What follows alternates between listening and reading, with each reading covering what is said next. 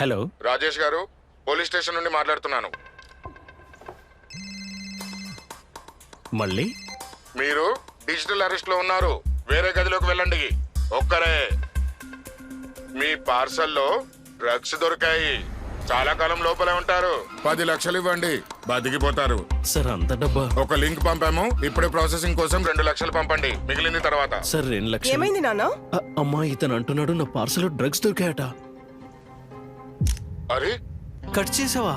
కంగారు పడకండి నాన్న, డిజిటల్ అరెస్ట్ అనేది ఏదీ లేదు. ఇదంతా మోసం. మోసమా?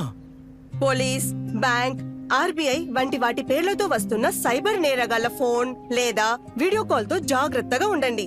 వాటికి ఎలాంటి డబ్బు పంపకండి. ఇంకా వెంటనే పోలీసులకి రిపోర్ట్ చేయండి. ఒకవేళ తెలివిగా మసులుకోకుంటే డబ్బుని పోగొట్టుకుంటారు. ఆర్బీఐ అంటుంది, విషయాలు తెలుసుకోండి, జాగరూకంగా ఉండండి.